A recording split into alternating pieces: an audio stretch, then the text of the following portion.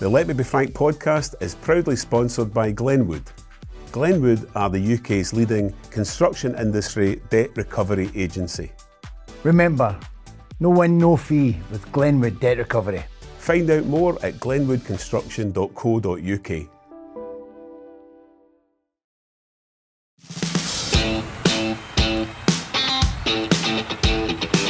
Welcome back to another episode of the world famous Let Me Be Frank podcast with myself, Simon Houston, Frank McAvennie, who gives his name to the show. I do. How you doing, mate? You okay? I'm good. How was your holidays? How was Cyprus? Brilliant, as you can tell, well tanned and totally relaxed. I believe it or not, I had a chilled fortnight. Brilliant. Your hair's looking nice and light as well. The sun obviously got it. It did, yeah, but it'll be better come Friday. Aye, well. so weather was good. So not really hot. Was it not? It was very hot. It was about 38. Oh no. I know. I do all right for a ginger, don't I? Aye, you do. I do all right. Well, I was away as well. I don't talk about it very much, but I managed to win a wee golf competition. I know. I didn't see that on social media much. I know. I don't talk about it. I keep it quiet. Aye. Listen, I'm kind of all hot and sweaty because there was a bit of a race to get here. I was down in Ayrshire, as you know. I do weddings, and funerals. You say that it's the same thing. Same thing. Aye. Yeah. I was doing a wedding down in Newcastle for Kerry and Paul. So. Congratulations. I heard it took a bride longer to get married, longer to get dressed than I was married the first time. I ran a wee bit late. Kerry was making herself look absolutely You were fantastic. brilliant. You were gorgeous, always. And Paul's a big Celtic supporter as well. So all the best, Congratulations. Guys. All the best. Right, enough of that, because we have the word legends overused in it. Yeah. It always gets bandied about. Too much, but not with this guy. We've got, to me, in the top, probably in the top three of my Celtic supporting life, Roy Aitken, the Bear. Roy is with us. Roy, welcome to the show, pal. Afternoon, boys. Good to see you, Frank. Simon, good to be with you. Aye. Wow. So this is going to be fun because you've got a lot of stories. I was just saying beforehand how Roy was very kind of well behaved compared to you, right? But you've got something. We'll maybe wait until later on. Roy was great. When I came, I would have swore that Roy was drinking. Aye. Because he's nuts. And I would swear that he was drinking. I'm going, you sure he's not drinking? But he was. Do you remember the time at the Albany, we had the floor in the Albany, and it was fancy dress, and someone decided why don't we go to the Cotton Club? So I had to phone the Cotton Club and say, we're all coming up and we're all fancy dressed, and they says, right, okay. And you and Mark McGee put us into twos and ran us up Stocky Hall Street. So you can imagine about 20 boys running along Stocky Hall Street on twos, and Roy and Mark's in the front, because that's with training. They always led the training. And what time was that? It was about 12 o'clock at night or something like that. We then left them to go on with it. Of course, but it was just that one. It was just that running up. We used to have the Christmas dinners, and we had a room or something just to keep it under control. It was good. The boys were great. I mean, the great thing about that group as well was the camaraderie, the spirit. We were a good team on the pitch, but we were a strong team off the pitch as well. So, wee things like that. That was a wee bit of laughing and a joke. I remember some of the outfits the boys turned up in for the fancy dress. I mean, it was brilliant. And then we did. Frank said, "Let's go on," and we did. I remember get any twos, boys. A little jog along wherever it was, Sucky Hall Street or Bodlow Street or something, and then we packed them off into the Cotton Club and Dingus night disappeared at the end of the night somewhere. I think Tam Bunce had already gone home by that time. I think Tam was an early bedder as well. We'd already got the song off Tam when he started singing. Once he starts singing, that's him. Time to go home. Right, before we get any further, just in case there's great group, just in case there's any younger viewers and listeners who don't know the full extent of Big Roy's Celtic career, I'll give you some stats, give you some numbers. So, and I always say, Roy, correct me if any of these are wrong, because the internet doesn't always get it right, but 672 Celtic career appearances in the league, 483, Scottish Cup 55, League Cup 84, and Europe 50. 52 Celtic goals, including 40 in the league, 2 in the Scottish Cup, 6 in the League Cup, and 4 in Europe. I'd like to ask you about them later on, actually. And 12 Celtic career honours, including 6 league titles, 5 Scottish Cups, and a League Cup. Wow. Incredible. That's yeah. Not got many better than that. And not to mention all your Scotland caps as well, because you're in the SFA Hall of Fame and Roll of Honour and all that stuff. So. How did that happen? Because in there. Yeah, good. Normally, it goes by so quick. Great times. I mean, it's nearly 50 years ago to the day. I think in October '75, I made my debut. So I was 16. So it's crazy to think back. I was still at school. That I was in the first team and still at school. I played about 30 games that season. 75, 76, Kenny, Danny, wee Bobby, Tommy was there, George McCluskey. We were the three young ones. They're a little bit older, but they'd come through the system together. And wee Doyle, Ronnie Glavin, Big Roddy McDonald, Johannes Balson, Andy Lynch. I mean, what a great squad that was to come into. So you've seen a few. You've seen obviously a few incarnations of Celtic squads in all your time from then right through to 1990. And obviously, one of the highlights obviously was with this man in the Centenary season. But a lot of 85 would have been a great season too. I probably played I reckon I played in 4 different Celtic teams. I played in Big Jock's team when I first came in, 75 to 78. Won the double with Kenny and Danny, and then 76, 77, and then Big Jock left and Big Billy came in. So that was the second group. Yeah. And then Big Billy came in, and that's when we Provo. McGarvey, Murdo McLeod, they signed, and that was a good strong team. Early 80s, won the cup, won the league a couple of times. When the competition was high, with Aberdeen, Dundee United, and then Davy Hay came in, and Davy had the team from the 83 through 87, winning the famous game at Love Street in 86. Yeah, winning the cup as you mentioned when Frank, God rest him, diving header, we Provo scored for a free kick. They were special days. And then the fourth team would have been Big Billy's Centenary team, where Macca and the boys were all there, and that was a great squad. And then the '89 Cup Final after that you mentioned there. So I reckon there was 4 different groups that I played in. Mm-hmm. Myself and TB, we came through together all through. We were the only ones probably involved in all those 4 groups until we both sort of left late '80s, early '90s. Yeah. Wow, that's proper Celtic royalty, some of the names that you're mentioning there as well. You obviously, I don't want to be disrespectful to Aberdeen and Newcastle, because you left Celtic, went to Newcastle, had quite a successful season or two. I mean, you played a lot of games, you got in the score sheet. Aye. We just missed out on promotion. That was a big thing. Jim Smith, because Mark McGee was already there, and it was Mark and Mickey Quinn, and that was in early 1991, and we just missed out on promotion, which would have changed everything really at the club.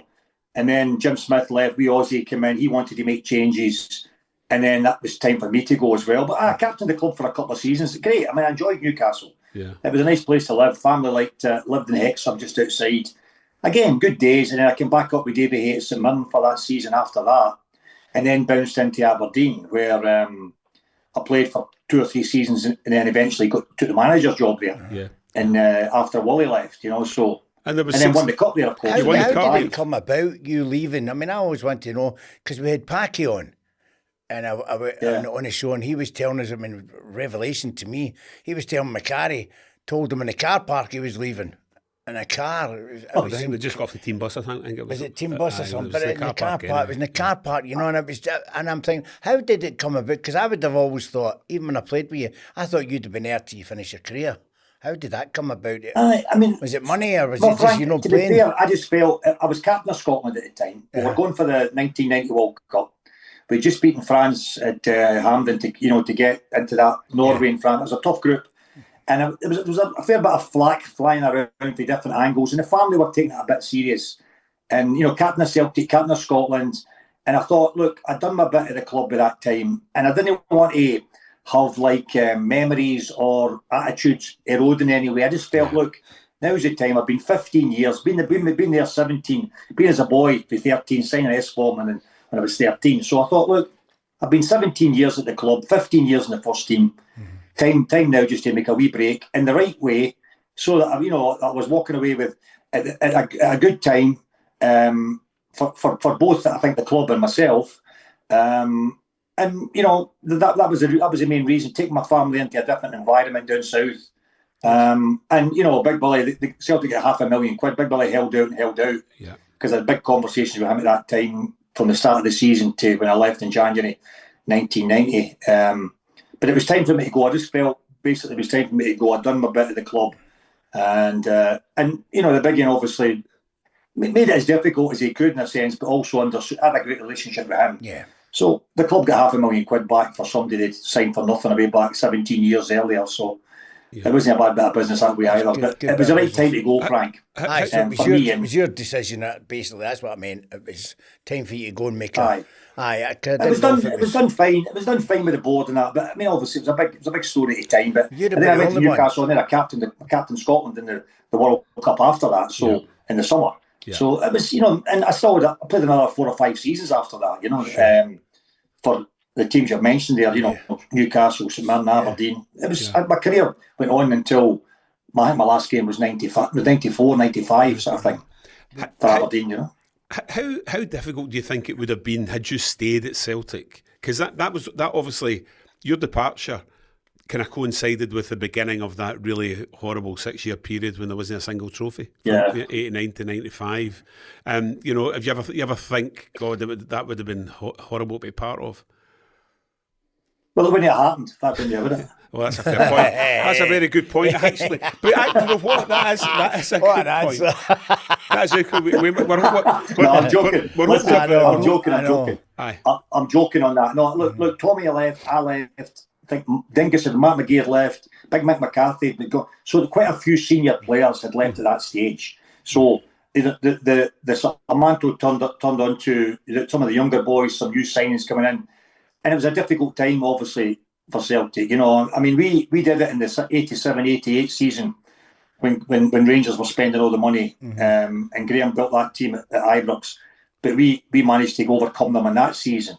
And we won 3 out of the 4 games that year and drew the other one. 7 out of 8 points, 2 points for a win, remember, back in the Centenary year. So, if you can build a strong squad with both experienced youth, energy, quality, which we had in that Centenary team, it's difficult to then keep a hold of all those players, because Macca, when you left Macca, you left just in the end of that 89? End of October it was 8, because they just never paid me, right? So you're very fortunate you got on with the old board. I never got on with them. I don't even talk to them nowadays, So the new board, so you lose that quality, Simon. If you lose that quality of the team, it's going to be difficult to try and maintain it. So I've been flipping and joking when I say, but if we'd all stayed, who knows what would have happened? But obviously that quality was proven quality that had done it before. So it's never easy to try and replace that kind of quality of a team. I'm sure Paul McStay would love to have had you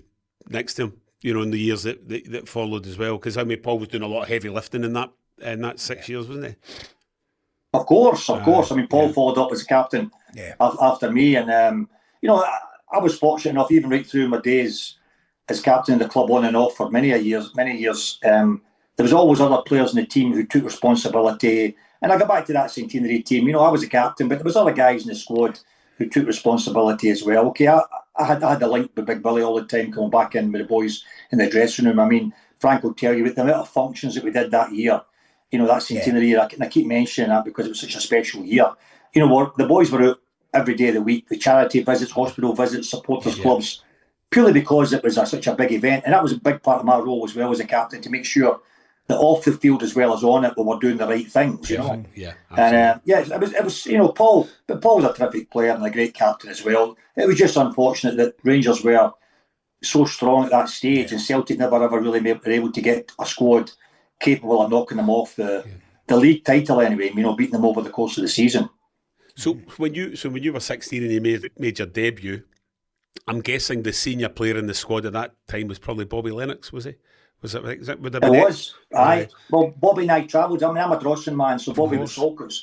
Here's me as a 16, 17-year-old coming into the team and travelling with Lennox. I travelled with him for about 8 or 9 years. Wow. Every day in the car. Now that experience you get for something like that is, you can't buy that, Simon. It's just that the little bits and pieces that what's required to be a Celtic player, and the longevity you've got to have if you want to stay there and stay for a long time. What's needed every season, because Frank will tell you, okay, you win the double, you win the treble. One season is As soon as you kick the ball to start the next season, that's all gone. It's all about what you do that season. Yeah. And you expected to win the double and the treble again.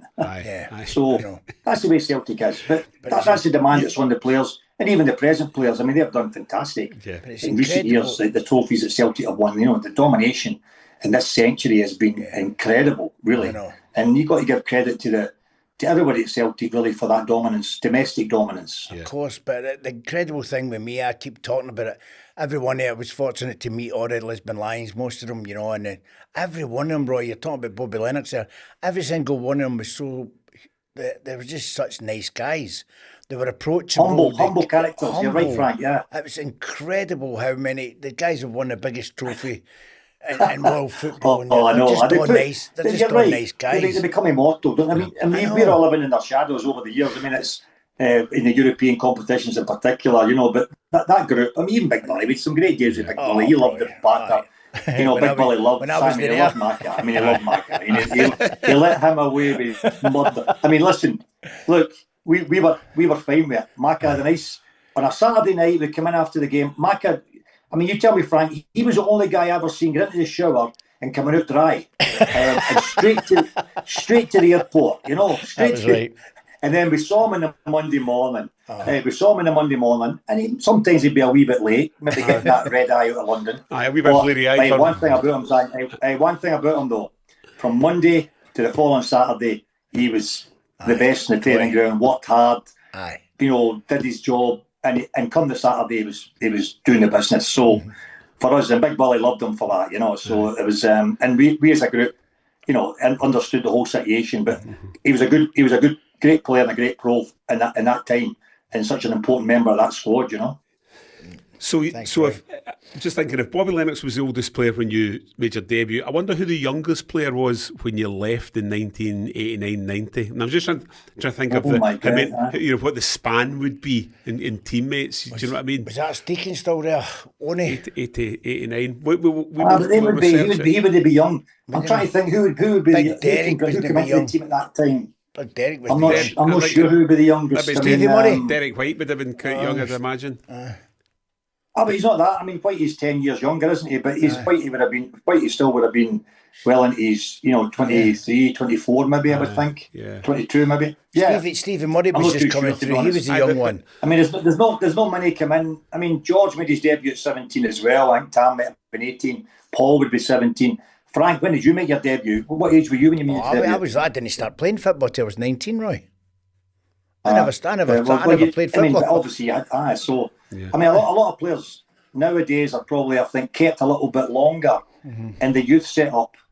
Well, back in the day, it was a wee bit sink or swim. You were thrown in. The thing back in the day, Roy, the thing about back then, there was a reserve team, and playing the reserve team was a lot better than playing in the Celtic Bs or whatever, because you were coming back for injury. You would come into the team to play in the reserve game to get your fitness up. And the experience you would give somebody beside you, one of the young boys, they couldn't buy that. No. And that's what I thought. Right. I thought the reserve team was brilliant. Well, that's an interesting point, because I tell you, I'll throw a name. My first game for the reserves, I came out of the boys' club, I was still 16, playing the boys' club the season before, straight into the reserve team, and it was 1975, and my partner, George Conley. Wow. Big George. Probably one of the greatest ever. That never reached his potential. No. I mean, I say reached potential, never maintained it. What a talent. I mean, unbelievable talent. That was who was the team. There was Harry Hood, there was Paul Wilson, all these boys, Vic Davison, were all playing in that reserve team at that time. So Frank's right. You get into that team, and if all of a sudden you're surrounded by senior pros, that helps you so much. Of course it does. But I just thought the young boys would. I mean, I'm playing up front with somebody, and the experience that I'm sure don't go yet, and you can't get that experience because Jimmy Bone, to be fair, Jimmy Bone done that with me at St Mirren. He used to teach me and all that. I thought it was just pain in the arse. I thought he was just wanting to, keep me back for things. But Jimmy was teaching me. I didn't realise until after that. Of course. There's an interesting wee story I read at when Celtic played behind Iron Curtain in '76. I think it might have been against Zieckhaus, Faschiring Zieckhaus in East Germany. And they had to technically adopt you because you were too young to go into East Germany at that point. Well, what it was, because I was in fifth year, I was doing my hires. That's the time I was telling you, that season, 75, 76, and it was European ties. So Sean, Big Jock had been in the hospital after his car crash. He was running the show for the hospital bed. And Sean was, and we went to, the story goes that because I was under 18 and still at school, that Sean had to go down to the police station in East Germany every morning to register me. I don't know if Sean would have been going to that police station I tell you, in East Germany. I don't think we left the hotel in East Germany in those days, never mind going to the... Well, but that was the story. It was a good headline. It was a good headline in the back of the paper. But you mentioned doing your hires, so you were quite academic and quite musical as well at school, is that right? Yeah? I did play the piano between the ages of about 13 and 16. To be honest, and my wife Jane will say to me, you should have kept to the piano, because it would have been good to have it, but I didn't. I got lazy after that, but I did play the piano. I was going to go to PE college. I was going to Jordan Hill. That was my plan. But having played like 22 games in the first team that season, Big Jock pulled me in that summer and more or less said, no, forget that. You can't do both. You've already played in the first team, so now you're coming in full time. And look, it worked for me that way. So that was the option. Do you still have a piano in the house? No. All right, I was going to ask whether you still... So, if you can still... Actually, I tell you what, you can dig out... I remember Eric Craig, the famous daily record photographer, came down, and at that time, I'm 17, 18, and we're talking about, and Eric had me dressed up with the frills on, the dicky bow, the candelabra, playing the piano in the back of the daily record. And I thought, I've tried to make sure that all copies of that was burnt over the years, but I don't know. Photographers used to see the props. I worked with a lot over the years. The props photographers would have in the boot of their Eric car. was brilliant at that. You got everything to do. I remember there's a great picture. I think it might have been Paul Breitner and who else, and Beckenbauer standing with stupid Jimmy wigs on, and just because we're playing Scotland, and they're looking at them and saying, "What are we? See you, Jimmy." See you, Jimmy hats, aye. But So you were going to go and do PE at Jordan Hill, but Big Billy intervened. And that was my plan, aye. Any regrets? Any regrets? That was it. No, that was the plan. You never know football. You don't know. I mean, because it's a gamble, isn't it? But I was fortunate enough, even with injuries. I mean, I got really lucky over my career. I didn't have any muscle joint injuries.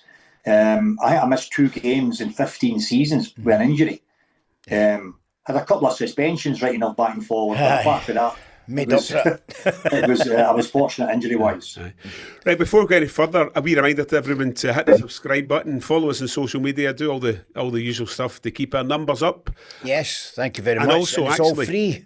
It's all free to do. And if you're a bit of a Celtic historian, why don't you try and find out who the youngest Celtic player that Roy Aitken would have played alongside in his final season? That's an interesting one, actually. And then we can get the span of years. A special guest as well. Yeah. Right, a quick word about our brilliant sponsors, Glenwood Debt Recovery.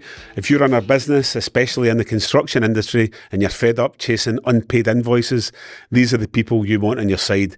Glenwood are specialists in business-to-business debt recovery. They work properly, professionally, and they've got a long list of very happy clients who've had their money sorted quickly and fairly. That's right. If you do the work, you deserve to be paid and get paid on time. Simple as that. So if you want to find out more or you need a wee bit of help with a tricky customer, just head to glenwoodconstruction.co.uk. And don't forget to tell them Frank sent you. I was given instructions to ask you this question, Roy. In the 1989 Cup Final, couple of very interesting moments. Obviously, we'll go on to talk about the throw-in, which was obviously a Celtic throw-in. But obviously, the final whistle's approaching and Celtic got a free kick down near the corner flag. Roy takes the ball. What happens next? You tell me. Well, I remember it because at that time we were 1-0 up. George scored the goal in the first half, back past Gary Stevens, and the game was by that time. Soon as it came on, if I remember, and they'd pushed Goff and Butcher up through the middle, and they were just lamping balls into the box by that time. Last 5 minutes, so we get the free kick up on the right hand side, and I think to myself, well, it's the last minute of the game. If we take it short and lose it, it gives him another attack. If we try and get it into the box and Woodsley catches it, gives him another attack. So I thought in the old Hampden, Celtic end, no multi-ball, I remember saying to Granty, just touch it to me. I'm going to kick this as far as I can and behind the goal here. And he ran away. And then Paul came over. And Paul gave me it. And I kicked it as far as I could up the Celtic end. I think it took about 5 minutes for the wee ball boys to get it back. And then I remember running by Ian Ferguson, the midfielder that came for St Mirren, Frank McAvennie. And he said, what was that? What was that all about, Roy? I said, look, Fergie, time up. I don't think they crossed the halfway line after that. It was just a case of, right, finish the game, take no chances, win at all costs, kick it as far as I can up that Celtic end and regroup in a halfway line. I'm surprised the ball came back at all if it went in the Celtic end. I've got a good story about Gary Stevens. When I came back to Celtic, I came back and I met up with all the boys that night. They were having a night out in Buzzy Wares. And I went down after done the signing and all that. I went down to Buzzy Wares. And Coisty and all that was in. All the Rangers boys were in. And they were going, welcome back to CalMac and all that kind of stuff. And they were saying, wee Joe's at the bar getting a drink. So I've walked over and Joe's leaning over the bar and Gary Stevens is behind him, leaning over him. And I walked over and I says, Gary, if you get that close to him in the cup final, he wouldn't have scored. So that was it started. Joe complains because he tells me that more people mention the throw-in that I took that wasn't ours compared to the goal that he scored in the final to win the cup. I know. He's been overshadowed, didn't he? But what are your records? I mean, obviously it's a long time ago and everything was going 100 miles an hour at that particular moment. But when you picked that ball up and you threw it, you knew it wasn't a Celtic shy, didn't you? Or did you? What was your recollection? I knew. Put it this way: I knew I hadn't kicked it out, but John Brown and I tussled on his side. But as it rolls over the line, my first reaction is, whether it's a quick free kick, just take any advantage and let the referee make a decision. So I just took the throw, I picked it up, threw it down the line, it knocked up the line and then across into Joe, and Joe scored. So there's not a lot of thoughts other than the fact of take any advantage you can get during the course of a game. Yeah. Now, if the referee had pulled it back, fine. If VAR had been around now, obviously VAR might have pulled something like that back. But then if VAR had been around then, maybe Celtic would have won another 10 trophies. So I'll tell you what, listen, that is what a quote. That clip's going to go viral, by the way. That's brilliant. That's a really. So from that point of view, but you're true. From that point of view, it's a case of you take any advantage you can, Simon, and hopefully it comes in. And that day, whether Bob Valentine actually was, I don't know if he was going to give me a foul at that time or a free. He just waved play on. He waved play on anyway. He's. It might have been that he wanted to give. He might have wanted to give something else. And it probably. Anyway, Bob Valentine owed me one anyway because he set me off in the '84 Cup Final. So of course. It was good that that was a nice day out that '89. So I want to talk about '84 in a wee second for a couple of reasons actually. But going back to that incident then, so it probably wasn't Bob Valentine's job anyway because the linesman's the one that's meant to be looking down the line. He's the linesman would have been the one that would have seen it. Yeah, I don't know. I mean, when you see Bob, if you actually see the clip, John Brown and I are on the touchline. It comes off my leg and goes out. I just pick it up, throw it, and Bob is in the picture. And he just waves play on. Yeah. So I think it was a genuine, probably a genuine mistake for him. I don't think there was anything meant by that. But it still irks a few because I think Bomber. Oh, Bomber's never got over it. The last cup final. Oh, he's never got over it again. So obviously it irks a few on the other side of the city, which is good to hear. Yeah. So 84. I always think that was a harsh sender off because it looked a lot worse than it was. Was it Roy? Was it Mark McGee you brought down? Yeah, I mean, I went across Mark. Look, Simon, that was before even the rule, the last man rule. It wasn't a last man rule then. Yeah. So Mark came up the side, and I came across him, and it was a rash challenge, but it was a bookable offence.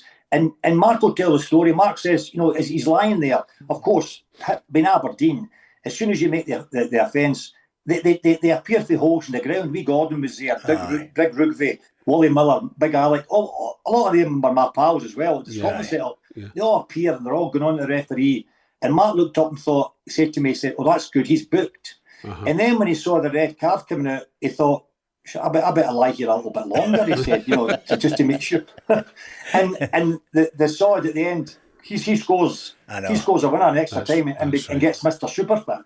Yeah. So it wasn't that bad a tackle. But yeah, Valentine deemed it as a sending off offence, which was again, was disappointing. I always remember it's the one obviously I won 5 out of the 6 cup finals, but that one. We lost and did great to get back in the game as well. Yeah, exactly. I was going to say that because that was a fantastic Aberdeen team, down to 10 men, and I think a lot of folk watching it didn't know where the equaliser was going to come from, and then Paul McStay pops up with a cracking finish. That was a great ending. The boys to the 90 minutes. Shift in that day. Mm-hmm. Yeah, after that, and again, it's always difficult in those circumstances, and I was disappointed for Davy as well. It was Davy's first final, but at least the following year we went back to Hampden, the one we spoke about when Frank scored the winner. We beat Dundee United 2-1 when I crossed it to the right and Frank scored. That was a good. So that's sort of, that's why at Celtic you've got to put those. You enjoy the good moments, but you've got to the bad memories, put them away quickly and move on and try and put it right the following season, which obviously we did that year. Yeah.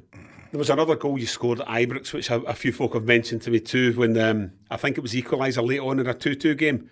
And I think all the Rangers scarves are up behind the goal in celebration, and then you stuck it in the net. And I scored both that day. I was 18, I scored both that day. Did you? There you go. 2 each. Yeah.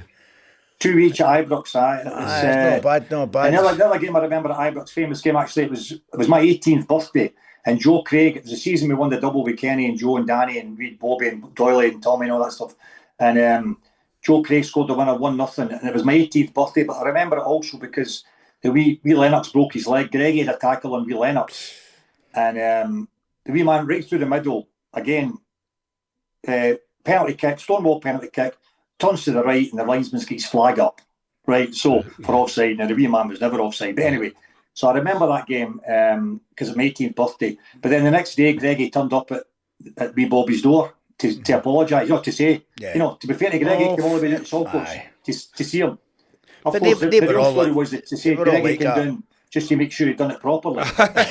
Maybe. I remember, maybe an urban myth, but I remember hearing when Bobby Lennox was asked later, when did you realise your leg was broken? He says, when I saw John Gregg chasing after me.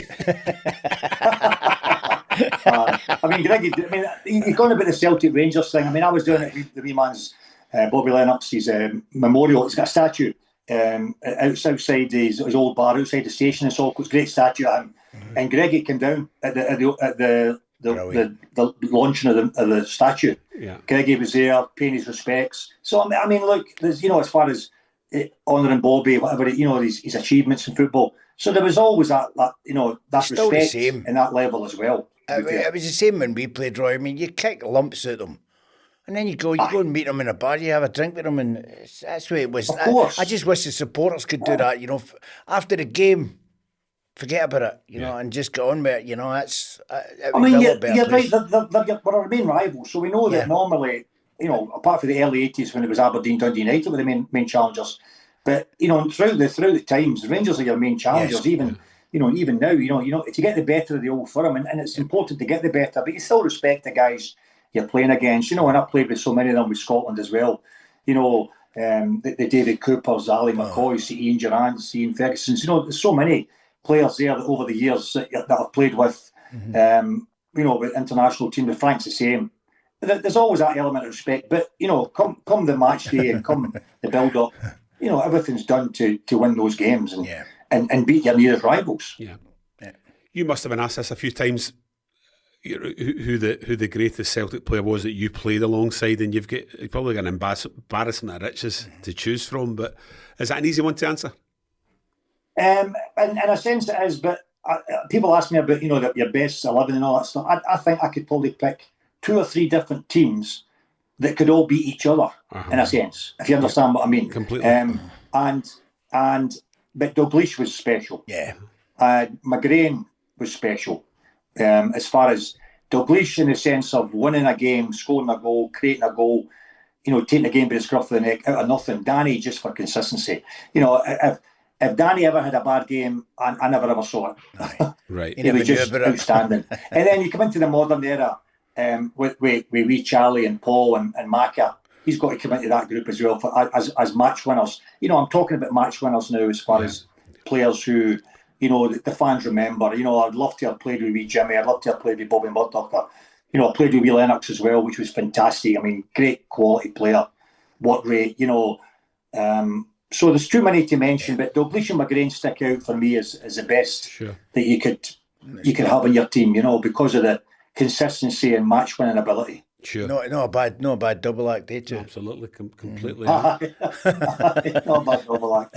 And I mean, and the all-time great Celtic 11, I think, you know, you've named 2 or 3 there, because Paul McStay would have been in that as well, I think, and certainly Kenny. I mentioned Paul. I mean, there's so many players. I mean, you've got Larson, and you've got, you know, in the modern group, you know, you've got, you know, even the players I've played in recent years, you know, if you look at so many, look at McGregor playing fantastic. I mean, really, every week, so good. Yeah. Scott Brown before him, and then you had Lenny's team and Paul Lambert, and then you had Larson and Hartson, and so, you know, there's so many players that you can mention over the course of Celtic's history. As I say, I could, and definitely in the 4 groups that I've mentioned that I played in, I could pick 4 different teams, and I think on each day, each one of them could beat each other. But you know, there's always great individual players. Mm-hmm. But I said before, the strength for me with any Celtic team that I've been in is not just on the pitch; it's in the dressing room as well, and that's where I know Brendan's got that going as well at the moment. You know, I've travelled with the team a little bit in this ambassadorial role that I have,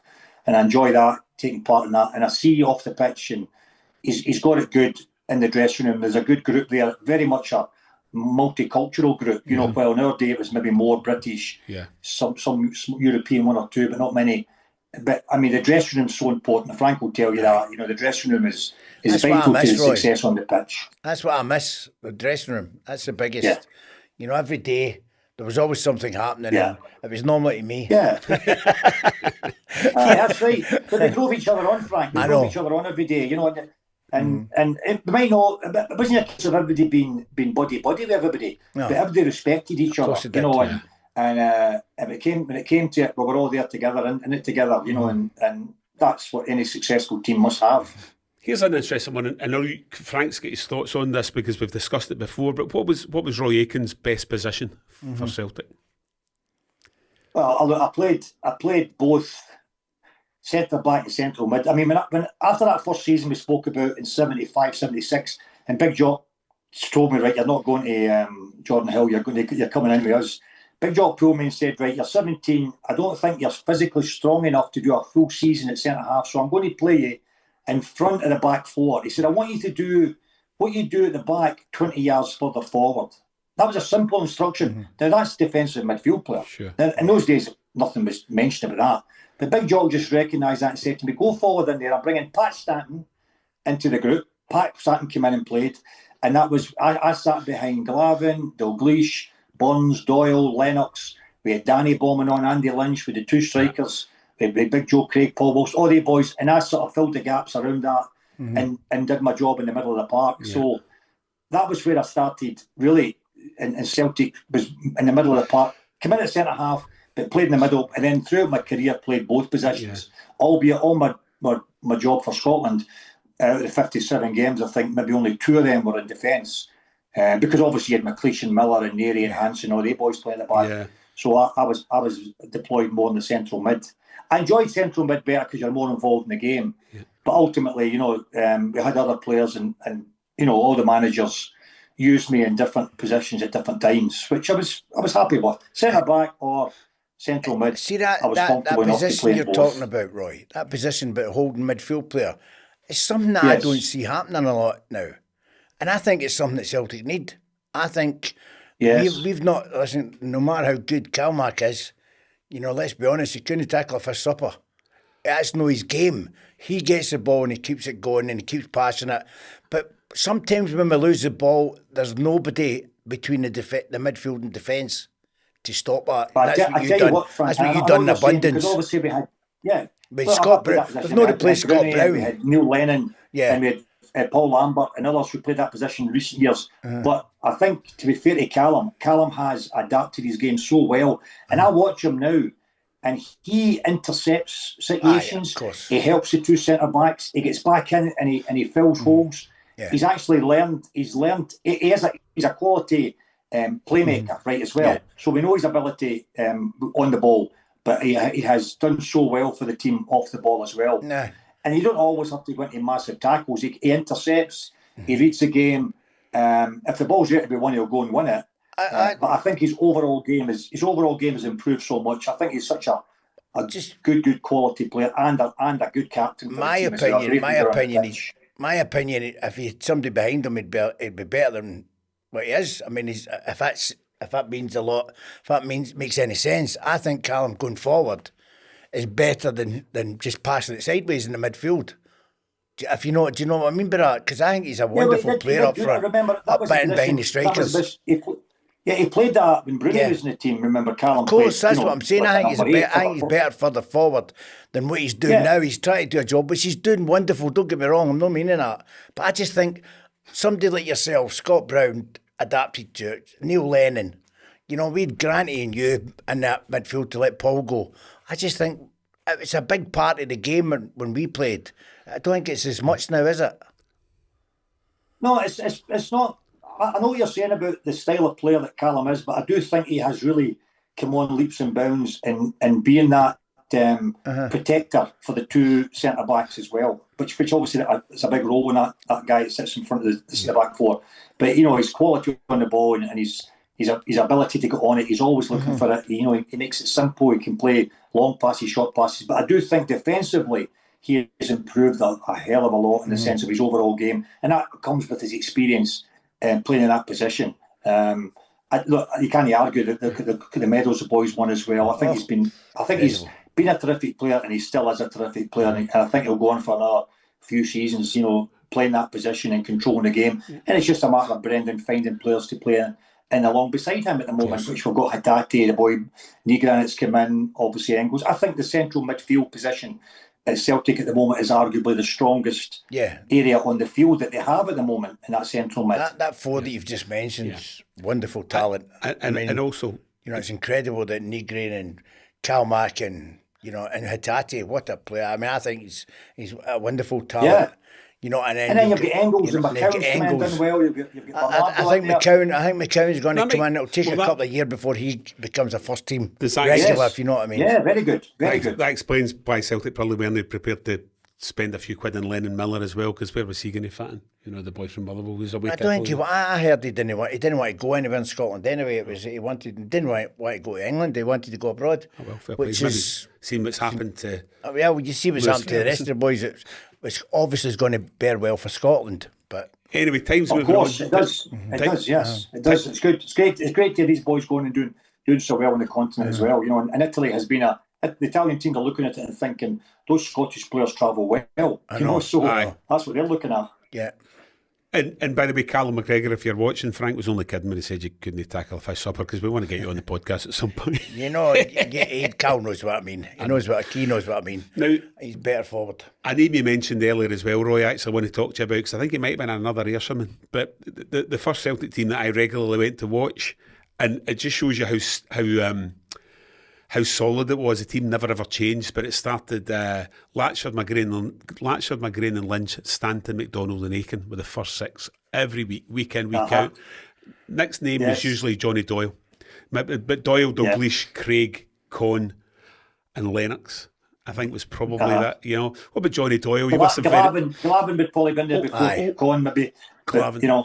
Glavin, of course. And Alfie came back, Big Jock brought Alfie back in, and Alfie played a few big games as well. Again, terrific talent, Alfie. Oh my goodness, what a talent. But that back six never ever changed, but the front five jumped around from it. Yes. But I wanted to talk about Johnny Doyle, because he was an Ayrshire as well, I think, was he, no? He was. He played Reagan United, Doyle, lived in Kilmarnock. Great character, terrific player, Celtic through and through, just loved the club. Yeah. Gave it everything every day, sometimes to his own maybe detriment at times. He was such a warrior on the pitch as far as the position he played. But he was quick, lively, direct. I mean, he'd be a superstar in the modern game. Yeah. With his pace and his power, actually, his strength for a small guy. He was a heart of a lion. Just loved the club, but it was just such a sad and tragic scenario there when he died so young, in such a such a crazy accident at home, electrocuted at home, and it was terrible. But it was great. He got in the dressing room again. Another one of the boys. He used to give the ground staff boys some stick if his boots weren't done properly, or if the shingers weren't ready for him. Doyle was on their case, but in the right way, in a good way. They loved him. Everybody loved him. Getting in between two great player, great character. In between two giant Real Madrid defenders as well to score a header. That's a memory that not very many people do that. Yeah, absolutely. But that's Doyle. I mean, he was brave as a lion, but a real, we're talking about Celtic. He just loved the club, and wanted just to. It was his dream to eventually get signed when Jock signed him. Yeah. What would it be, 76 or something? Jock signed him, I think, around that time. When you think of the money that modern footballers get paid, I often wonder whether Johnny Doyle would probably have paid money to play for Celtic. No. I think he maybe did actually. I can't see anybody doing that. Great days. I mean, different days again, Simon. It's a different mentality, different group. But again, we were playing for bonuses. We were playing to win things in those days because that was every bit as much as your salary. Yeah. So the big incentive was you were in a lower salary but high bonuses. Yeah. Mm-hmm. And fortunately, Celtic were winning. So you still made a reasonable living at the game. But the beauty of it all was you were doing the thing that you dreamed of. So many of that team in those early days, and even get back into the Centenary years where there were so many boys in that team that were Celtic minded. Well, guys who come up through the club. So it's important as well, Well, that's what Billy said to me when he signed me. He says, Rangers are spending fortunes, but we're coming in, for people like you. And I'm going, what? He says, what he means was Celtic supporters. He says, I'm coming in, I want Celtic supporters in the team, and it did make a difference that year. It definitely did. Who do you think were the biggest Celtic supporters in that changing room? I'd imagine Tommy Burns is maybe just ahead of everybody. No. We're all really. I mean, it was, Aye, I mean, look, we all came through supporting Celtic, so... the thing is, when a young boy, you want to play for the team you support, and then you want to be successful with that team. Yeah. And both Frank and I was very fortunate and very lucky to be able to do that. And play with some great players along the way. So that's always your aim. So there was a lot in there, and then you get the boys who come into the club and really learn what the club's all about as well when they get there, and the demand of it, and then buy into the whole thing. I mean, the important thing about that Centenary year is we all realised how important it was for the fans that year to be successful, because it was an iconic year for the club. Yeah. And that was drummed into us right from day one in the pre-season, right through to when we beat Dundee United and Macca bangs in the 2 goals in the final. So, that was there for us all the way through that season, the importance to the fans. It's a lot of pressure. That was never... Do you know what I think? There was a lot of pressure on that year because you wanted to do it so much for the fans. Definitely, and as you say, we were going to see them at the weekends, And, we were well coached with Billy and Tommy at that time, well coached, and we worked hard in training. We put a lot of effort in, and we had quality right throughout the team. So it's a nice combination you have. I always remember how much of a gentleman you were going up to pick up the Scottish Cup in '88. You made sure your hand was free of sweat before you shook Maggie Thatcher's hand. I'm sure a lot wanted to shake her neck, but you shook her hand, and that was always fixed. Simon, a great story with that one is obviously I've walked up, so I'm a bit sweaty. So out of politeness, I have wiped my hand on my shirt to shake with Maggie's hand, and she was very polite, Congratulations, Roy. I've always been a Celtic supporter. She said, so. The thing about that is, when I did wipe my hand, I shook her hand. She says, I can't remember really what she said. Congratulations, And then I walked away, and the amount of people after that said to me, "That was great. You shook her hand, and then you wiped your jersey." And seriously, I'm thinking it's amazing how people see things, isn't it? How they want to see something. Do you remember the bit we couldn't meet her out in the pitch because she was getting that much abuse, so we had to meet her under the stand. And I always remember Roy saying, "Macca, don't say nothing, don't say." You didn't ask her out, did you? No, I thanked her, didn't I, Roy? I actually thanked her because I'd just come up from England and I was on 60% tax. When I came up, she reduced it to 40, so I was delighted. Yeah, delighted. That was it. I mean, you got to give her credit. She came up that day and presented the trophy. You know, so it was it was a good day. But again, the whole season that year was it was a special season. It just meant so much to the fans in the club, and that's why, you know, as the players, we rose to the occasion and we delivered the goods. So, and I say 7 out of 8 points that year. Some great games. You know, Macca remembers one or two of them. I wonder games. Having you guys here in at the same time, where do you think 88 compares? Obviously 1967's up above everything else. 88 can't be far behind it though, in the great moments in Celtic's history. Maybe the League Cup final. I think it is. It must be in there, Frank. It's got to be in there because I think only because of the importance of the meaning of the club, you know, and what the club was founded on, and 100 years history. And everything that goes with it. I mean, look, we're always living in the shadow of the Lions. Yeah. And that, you know, every team is going to live. And we all understand that, and rightly so. They were unique, individual talent, great team, great manager that done the business and put Celtic on the map forever, really, as far as that's concerned. But the 88 season, 87, 88 is special. You know, and then you go back to, you know, look at the trebles that have been won this century. I mean, it's unbelievable in a different era again, but there's so many great times. But that Centenary year's got to be up there, Simon. It meant a lot for me to do it for Billy as well. I mean, I just wanted to do so much for Billy because it was great. I mean, Billy was. I showed faith in you as well. It was different class. I mean, it was just. He was great. I mean, the thing about great managers are I think there's two things that obviously that make you a great manager. And, you know, Big Jock, Billy and Davy, he all had it in the sense that the managers I worked with. But it's truth, you've got to win trophies with Celtic and you're judged on who you bring to the club. And in Big Billy's first time, he brought, Proven, McLeod, others, McGarvey, others. And then the second time, you think back to, you know, bringing in Frank and Big McCarthy signed, Andy Walker came in, and then, you know, Chris Morris and Billy Stark. And I mean, if I'm missing any, I apologise. But there's so many great players that Big Billy brought to the club as well. And that's what makes you a great manager. Davy Hay did it with Brian McClare and others when he was there. I mean, there's so many, you know, big decisions that are made, and Big Billy definitely. That's such a good point. For me, I throw a question out to people about who's the greatest ever Celt, as in greatest ever Celt, and it's a debatable question. And some great names get put back. Some people will say Brother Walford, some people will say Jock Stein and Jimmy John. But I'm talking about overall. But for me, Big Billy has got to be the greatest ever Celt in the sense of he played more games in MDLs, won more trophies in MDLs, managed and played with the greatest team, managed great teams, and then became an ambassador towards the end of his life. You know, terrific servant, and you know, for me, he's the greatest ever Celt overall. But it's a good question. No, it's a good to people because absolutely agree. It's a good question, and you're right the way you framed it there as well. There's so many different aspects and elements that contribute towards being a great Celt, you know. And obviously, Jinky did what he did on the pitch, and that was great.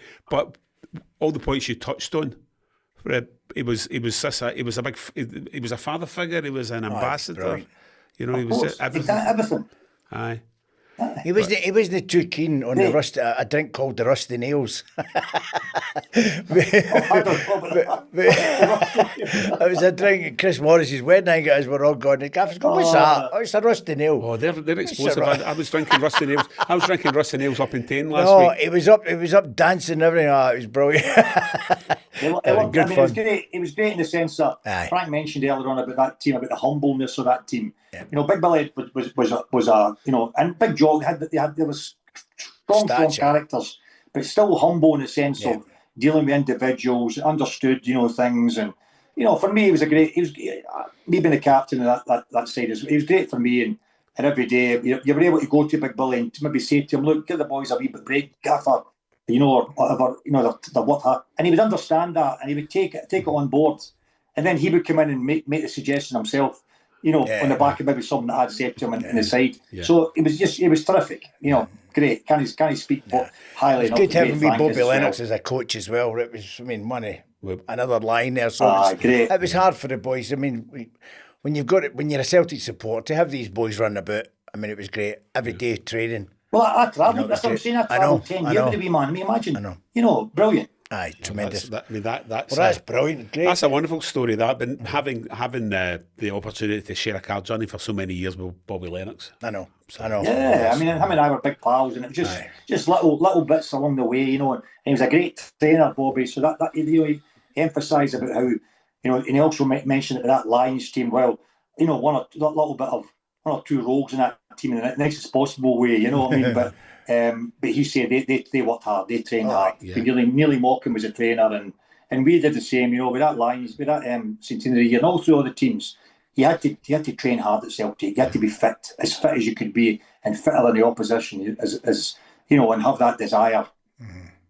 I get it. Well, that's a way to leave it. That's a nice way to leave it. Absolutely, we're just on the approach to never. But this has been an absolute blast. It's been an education as well. Listening to can't thank you enough, guys. mate. My captain. Aye, my captain. Good times, absolutely. Great time, great team, and great players. You know, so life treating you well, Roy. All good. Yeah, good. Thank you. As I say, I go to the games as often as I can. I live down south. I live in North Yorkshire, Harrogate now, because I was at Leeds for a while. I kept a house here and live in that area. My family are all here.